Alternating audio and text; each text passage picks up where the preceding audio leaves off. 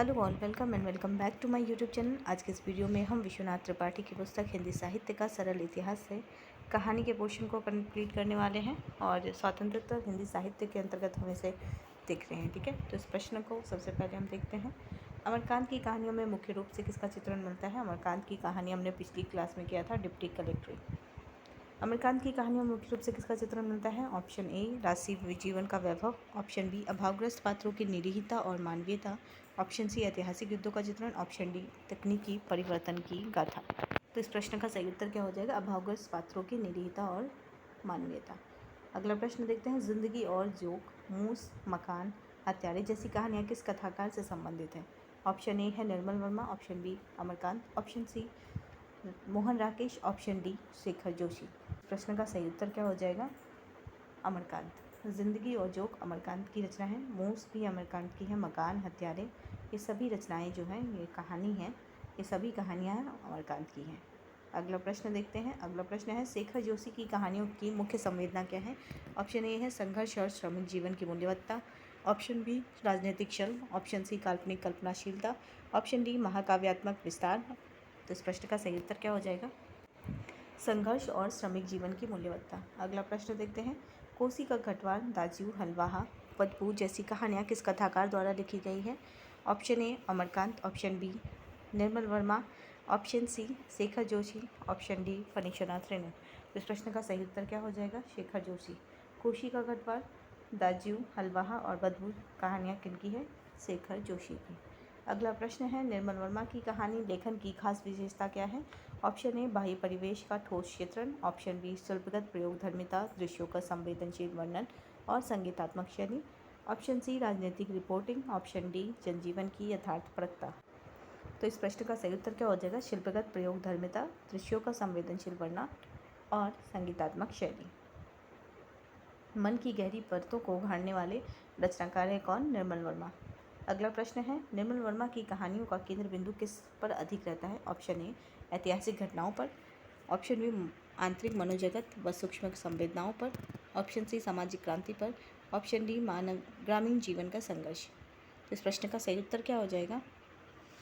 Option B आंतरिक मनोजगत एवं सूक्ष्म संवेदनाएं। B is the correct answer.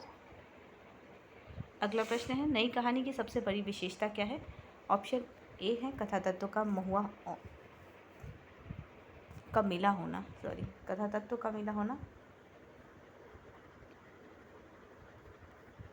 Option B नाटकीयता, प्रतीकात्मकता और सादृश्य और बिंब विधान, ऑप्शन सी महाकाव्यात्मक विस्तार, ऑप्शन डी केवल व्यक्तिगत जीवन की गाथा। तो इस प्रश्न का सही उत्तर क्या हो जाएगा? नई कहानी की सबसे बड़ी विशेषता क्या है? नाटकीयता, प्रतीकात्मकता, सादृश्य और बिंब विधान नई कहानी की सबसे बड़ी विशेषता है। अगला प्रश्न।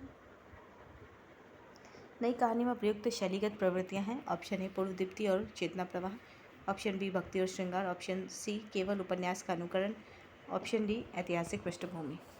प्रश्न का सही उत्तर क्या हो जाएगा? पूर्वदीप्ति और चेतना प्रवाह। अगला प्रश्न है। विष्णु प्रभाकर किस प्रकार के कहानीकार माने जाते हैं? ऑप्शन ए मनोवैज्ञानिक कहानीकार, वादमुक्त कहानीकार, अस्तित्ववादी कहानीकार और व्यंग्यकार। तो इस प्रश्न का सही उत्तर क्या हो जाएगा? वादमुक्त कहानीकार। सामाजिक जीवन पर केंद्रित कहानियाँ लिखने वाले वादमुक्त कहानीकार कौन है? विष्णु प्रभाकर। अगला प्रश्न है। 7वें दशक के मध्य में कहानीकारों की रचनाओं में कौन सी प्रवृत्ति प्रमुख रही है? ऑप्शन ए रोमांटिकता, आध्यात्मिकता, प्रतीक्षा का भाव समाप्त, आतुरता, अधीरता और ऑप्शन डी धार्मिक सुधार की चेतना। तो इस प्रश्न का सही उत्तर क्या हो जाएगा? 7वें दशक के मध्य में कहानीकारों की रचनाओं में कौन सी प्रवृत्ति अधिक दिखाई देती है? तो प्रतीक्षा का भाव समाप्त हो गया है, आतुरता और अधीरता जो है ये कहानियों की मुख्य प्रवृत्ति के रूप में हमें देखने को मिलती है। अगला प्रश्न है। धरती अब भी घूम रही है किस प्रसिद्ध हिंदी कहानीकार की रचना है? ऑप्शन ए है Jainendra Kumar, option B Agyeya, option C Vishnu Prabhakar, option D Rangeya Raghav. इस प्रश्न का सही उत्तर क्या हो जाएगा? विष्णु प्रभाकर। अगला प्रश्न देखते हैं। अगला प्रश्न है। 7वें दशक से उत्पन्न नई कहानी में भाषा की प्रमुख विशेषता क्या थी? ऑप्शन ए है अलंकारिकता और रहस्यवाद, ऑप्शन बी है व्यंग्यपूर्ण तेवर और भाषा में खुलापन, ऑप्शन सी है शास्त्रीयता और प्राचीनता, ऑप्शन डी है संस्कृतनिष्ठ गांधीर्य। तो 7वें दशक से उत्पन्न नई कहानी में भाषा की प्रमुख विशेषता क्या थी? इस प्रश्न का सही उत्तर क्या हो जाएगा? व्यंग्यपूर्ण तेवर और भाषापन। भाषा में क्या है? खुलापन है। नई कहानी की भाषा की यह विशेषता थी। अगला प्रश्न है लहू पुकारे आदमी कहानी के लेखक कौन है? ऑप्शन ए है Swayam Prakash, option B Madhukar Singh, option C है उदय प्रकाश, ऑप्शन डी है संजीव। प्रश्न का सही उत्तर क्या हो जाएगा? यानी लहू पुकारे आदमी कहानी के कहानीकार कौन है? मधुकर सिंह। अगला प्रश्न है मधुकर सिंह की लहू पुकारे आदमी कहानी का प्रमुख संदेश क्या है? ऑप्शन ए स्त्री स्वतंत्रता का आग्रह, ऑप्शन बी धर्म सुधार की चिंता, ऑप्शन सी गरीब सवर्ण और गरीब अवर्ण की समानता, ऑप्शन डी शहरी जीवन की जटिलता। प्रश्न का सही उत्तर क्या हो जाएगा? गरीब सवर्ण और गरीब अवर्ण की समानता को इसमें दिखाया गया है। गरीब सवर्ण और गरीब अवर्ण की समानता और इसी प्रकार अमीर सवर्ण और अमीर अवर्ण भी। यह वर्ग चेतना केवल किताबी बोध नहीं है बल्कि चुनावों और शिक्षा का परिणाम है। यानी लहू पुकारे आदमी में क्या दिखाया गया है? जो गरीब सवर्ण है और गरीब अवर्ण है उनके बीच क्या समानताएं हैं और इसकी जो वर्ग चेतना है इसे दिखाया गया है। अगला प्रश्न है 7वें दशक के प्रमुख कहानीकारों में कौन सम्मिलित हैं? ऑप्शन है जैनेन्द्र अज्ञे प्रेमचंद, ऑप्शन बी स्वयं प्रकाश उदय प्रकाश शिवमूर्ति ज्ञान रंजन, ऑप्शन सी रेणु निराला भारत भूषण अग्रवाल, ऑप्शन डी सूर्यकांत त्रिपाठी निराला और मैत्री शरण गुप्त। तो इस प्रश्न का सही उत्तर हो जाएगा स्वयं प्रकाश उदय प्रकाश शिवमूर्ति और ज्ञान रंजन 7वें दशक के प्रमुख कहानीकार हैं। अन्य कहानीकारों में काशीनाथ सिंह है, पंकज बिष्ट है, असगर वजाहत है, मिथिलेश्वर है, कामतानाथ है और संजीव है। तो 7वें दशक के ये प्रमुख कहानीकार हैं। अगला प्रश्न है जो सुलह कहानी है वह अब्दुल बिस्मिल्लाह की कहानी है। ठीक है, तो ये भी एक फैक्ट है, इसे भी आप याद रखेंगे।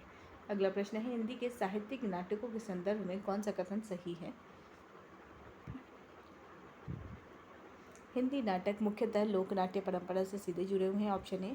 ऑप्शन बी हिंदी के साहित्यिक नाटक प्रायः पाठ्य रचनाएं रहे हैं। ऑप्शन सी हिंदी रंगमंच की स्थिति बहुत सशक्त रही है। ऑप्शन डी भारतेंदु ने अपने नाटकों को केवल अभिनय हेतु लिखा है। का सही उत्तर क्या हो जाएगा कि हिंदी के साहित्यिक नाटक प्रायः पाठ्य रचनाएं रहे हैं। अगला प्रश्न है लक्ष्मी नारायण मिश्र ने मृत्युंजय नाटक किस विषय पर लिखा था? तो लक्ष्मी नारायण मिश्र का ये पता चला हमें मृत्युंजय नाटक है, इसका प्रकाशन वर्ष 1958 है। और यह नाटक किस विषय पर है? तो लोक जीवन पहला ऑप्शन है, गांधी जीवन, ऑप्शन सी स्वतंत्रता संग्राम और ऑप्शन डी शौर्य काव्य। तो इस प्रश्न का सही उत्तर मृत्युंजय जो नाटक है लक्ष्मी नारायण मिश्र का, यह गांधी के जीवन पर आधारित है। अगला प्रश्न है उससे पहले देखते हैं एक फैक्ट यानी पॉइंट के फॉर्म में। उदय शंकर भट्ट ने शक विजय और नया समाज नाटक लिखा। तो नया समाज का प्रकाशन वर्ष 1955 है और 1949 शक विजय। ये दोनों ही नाटक किनके हैं? उदय शंकर भट्ट के हैं। अगला प्रश्न है स्वाधीन भारत के नाटककारों में सबसे पहला उल्लेखनीय नाम किसका माना जाता है?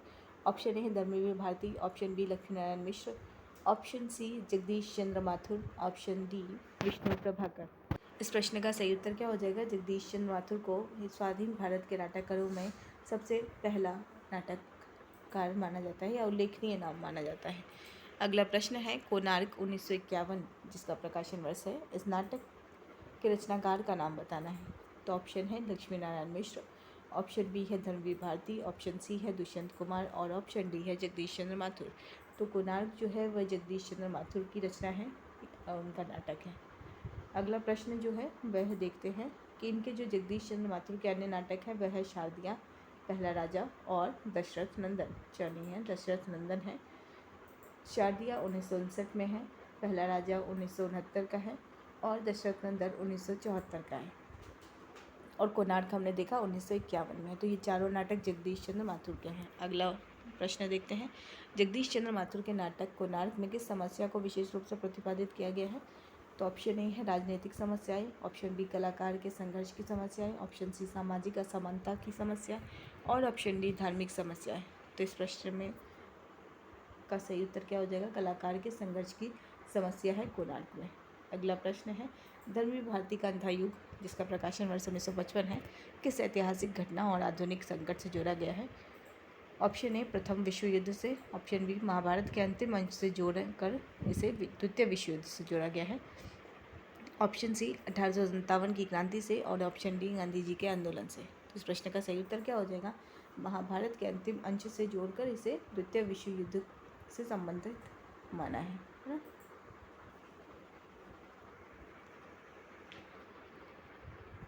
जो अंधा युग है महाभारत के अंतिम दिन में जो युद्ध हुआ है उससे संबंधित है, और इस युद्ध को द्वितीय विश्व युद्ध से जोड़ा गया है। ठीक है, अगला प्रश्न है अंधा युग पर किस नाट्य परंपरा का प्रभाव स्पष्ट है? ऑप्शन ए भारतीय पारंपरिक, ऑप्शन बी संस्कृत नाट्य, ऑप्शन सी ग्रीक नाटकों का, और ऑप्शन डी लोक नाट्यों का। तो इस प्रश्न का सही उत्तर क्या हो जाएगा? ग्रीक नाटकों का प्रभाव जो है वह हमको देखने को मिलता है। अंधा युग जिनकी है धर्मवीर भारती की रचना है, तो धर्मवीर भारती की रचना अंधा युग पर ग्रीक नाटकों का प्रभाव है। अगला प्रश्न है दुष्यंत कुमार का कौन सा नाटक गीति नाटक प्रसिद्ध है? ऑप्शन है कोणार्क, ऑप्शन बी है एक कंठ विस्फाई, ऑप्शन सी है दशरथ नंदन, ऑप्शन डी है नया समाज। तो इस प्रश्न का सही उत्तर हो जाएगा बी एक कंठ विस्फाई। अगला प्रश्न देखते हैं। अगला प्रश्न है मोहन राकेश का नाटक आषाढ़ का एक दिन किस वर्ष प्रकाशित हुआ था? ऑप्शन ए है 1955, ऑप्शन बी 1958, 1963 और 1993। तो इस प्रश्न का सही उत्तर क्या होगा?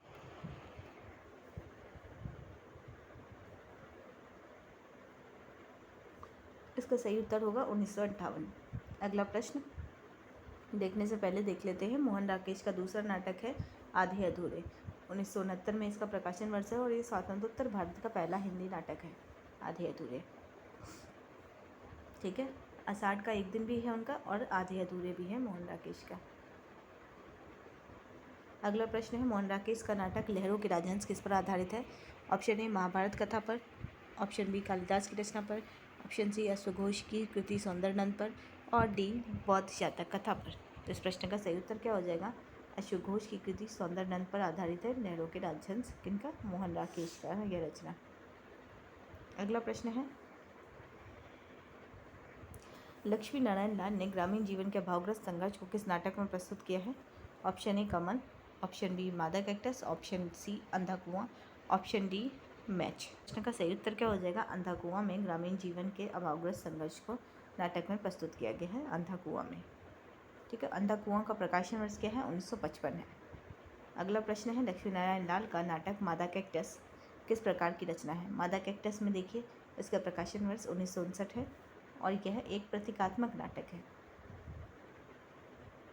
अगला प्रश्न देखते हैं भीष्म साहनी ने निम्न में से किस नाटक की रचना की है? ऑप्शन ए है राम की शक्ति पूजा, ऑप्शन बी कबीरा खड़ा बाजार में, ऑप्शन सी अंधा युग, ऑप्शन डी आधे अधूरे। तो इस प्रश्न का सही उत्तर क्या हो जाएगा? भीष्म साहनी की रचना कौन सी है? कबीरा खड़ा बाजार में। और इनकी अन्य रचनाओं की बात करें तो हानुष भी इनका एक नाटक है भीष्म साहनी का, और माधवी भी एक इनका नाटक है। कबीरा खड़ा बाजार में हानुष और माधवी ये तीनों किसके हैं? भीष्म साहनी। ठीक है, अगला प्रश्न देखते हैं। अगला प्रश्न है भीष्म साहनी के नाटक कबीरा खड़ा बाजार में और हानुष किस माध्यम पर सफलतापूर्वक प्रस्तुत किए गए हैं? ऑप्शन ए रंगमंच, option B radio, option C Doordarshan और ऑप्शन डी अखबार। तो दूरदर्शन पे इनका मंचन किया गया था कबीरा खड़ा बाजार में, हानुष और माधवी का भी। ठीक है, तो ये जो तीनों नाटक हैं भीष्म साहनी के, ये दूरदर्शन पर मंचित हुए हैं। अगला प्रश्न देखते हैं एकांकी के नाम पर अधिकतर किसकी मांग होती थी? ऑप्शन ए स्कूलों की, रंगमंच की, रेडियो की, समाचार पत्रों की। इसका सही उत्तर क्या होगा? एकांकी के नाम पर अधिकतर रेडियो नाटक की यानी रेडियो एकांकी की मांग होती थी। अगला प्रश्न है मोहन राकेश को हिंदी नाटक जगत में किस रूप में अधिक याद किया जाता है?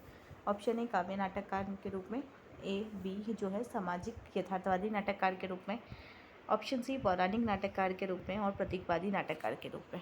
तो option B is the correct answer, यानी मोहन राकेश को सामाजिक और यथार्थवादी नाट्यकार कहा जाता है।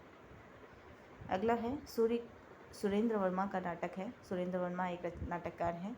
इनका जो नाटक है वह सूर्य की पहली किरण से सूर्य की अंतिम किरण तक, आठवां सर्ग और द्रौपदी, ये तीन नाटक सुरेंद्र वर्मा के हैं। सुरेंद्र वर्मा के नाटक हैं। ठीक है, तो विश्वनाथ त्रिपाठी की पुस्तक में जिन जिन नाटकों का और जिन जिन नाटककारों का जिक्र था उसे हमने इस वीडियो में कवर किया है। अगला वीडियो भी नाटक से संबंधित है, उसे हम अगले वीडियो में कवर करने वाले हैं। इस वीडियो को यहीं पे एंड करते हैं।